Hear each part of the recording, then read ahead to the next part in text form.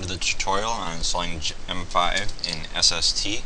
I'm going to assume that you've already installed SST, so as you can see here it's version 2.2, and if we try running SST with the test SDL file, simple component, we get something that works. So this is a demonstration that SST is functional. It's just the framework so far, and what we're going to do is add gem5. So in order to do that, we're going to have to download that gem5 package to the source directory. So we're going to go back to SST, scratch source, and so far we've just got the SST. Now what we're going to add is SST gem5. So this is a rebuild of gem5 with SST, and we'll extract that using tar xzf SST gem5. And then we're going to change into the source SST gem5 src sim.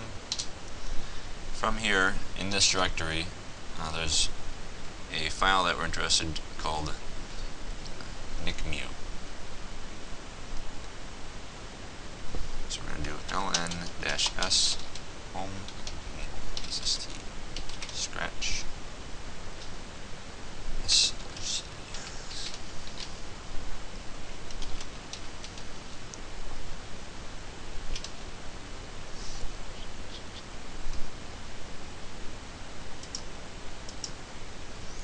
So now we have found the nicmmu.h file that we're interested in linking, so we're just going to use -s, and then we're going to go back to the parent directory, and before we run scans we need to install it. So we're going to do sudo, I'm going to do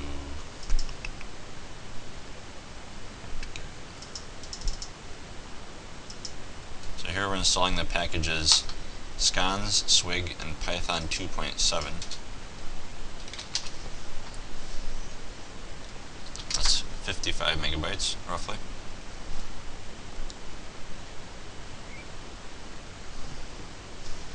We're going to go and grab our next step here. Next we're going to build the libgem5 using scans.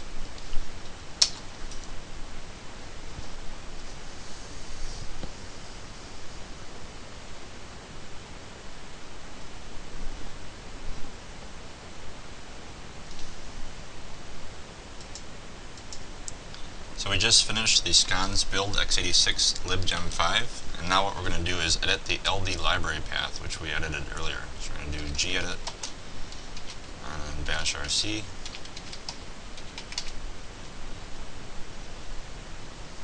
So at the very bottom, remember we added the boost path, and now what we're going to add is the path to the gem5 build. So with that we'll save, and then we'll do source bash rc. So now the library path looks like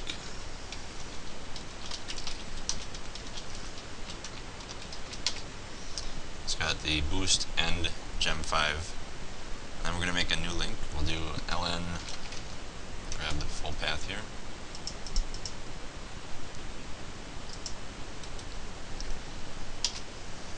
So we've just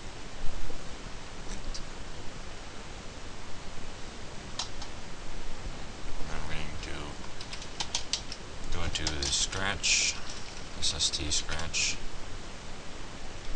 src SST2, and I'm going to do a configure.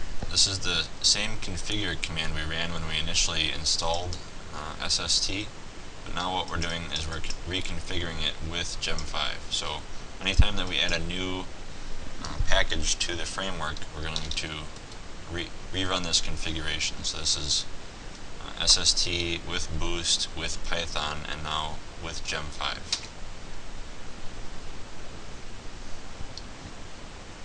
And if you recall from the previous tutorial, we ran make all after the configure, and then make install.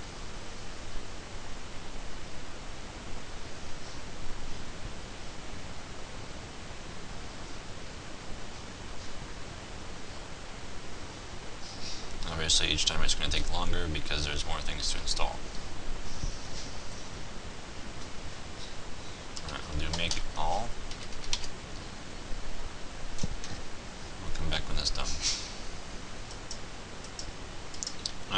finished the make all command, so I'm going to continue with make install.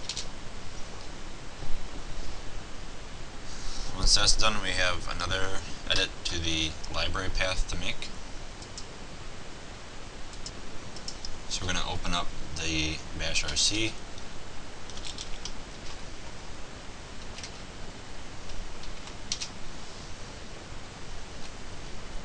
And again, at the very bottom of the file, I'm going to add on one more thing. So that new path looks like local packages boost, and then SST gem5, and now SST lib.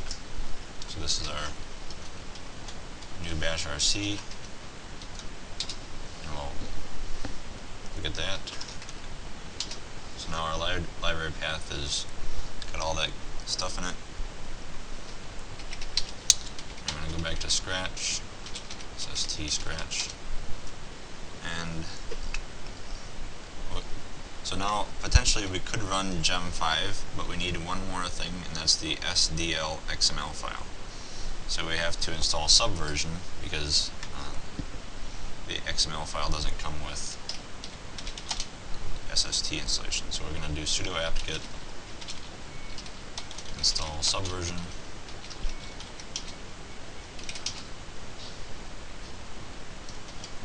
That's 5 megabytes of space.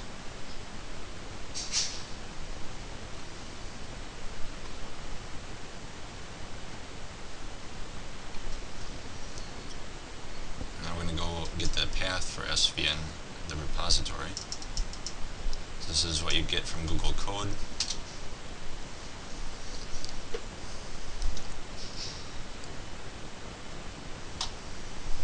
And then in order to get gem5 to work with this, we actually need to add another environment variable called m5exe.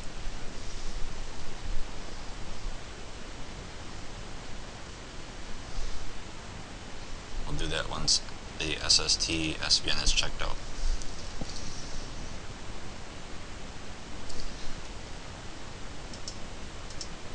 Alright, so we've got the SST checked out from Google Code.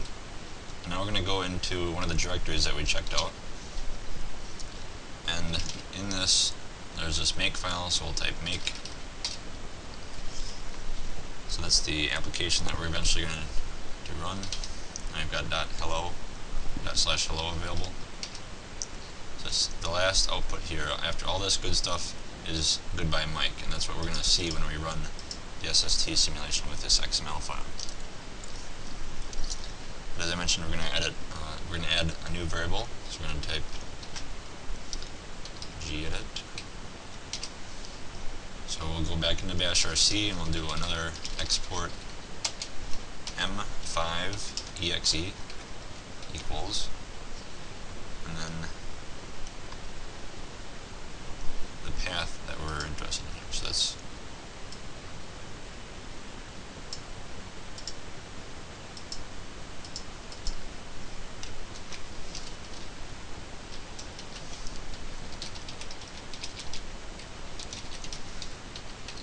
this is the path to the application that we're interested in.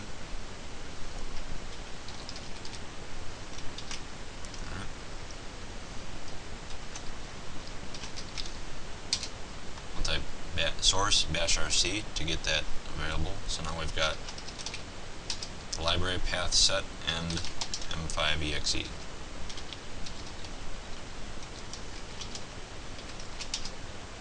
So that's set to our location.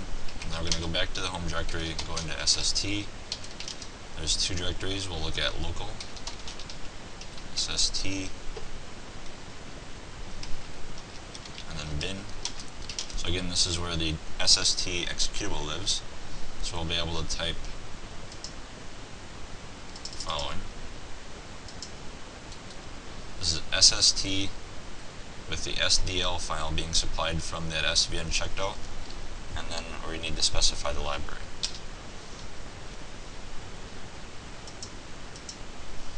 So the reason this command failed, SST with a specified SDL file example.xml, it fails for a few reasons. The first off, the XML file has to be this directory where we're running SST from, and we have to have more than 1600 megabytes of RAM, but potentially less than 3000 megabytes.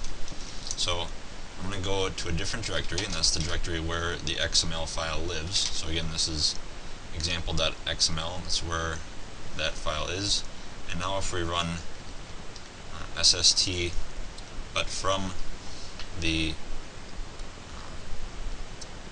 remote directory, from the relative path for, or the absolute path for SST specified with the local XML file, and again the library path. Now when we run that, we get what we're hoping for, which is goodbye Mike. So this is the execution of hello on the application that we specified with M5 exe.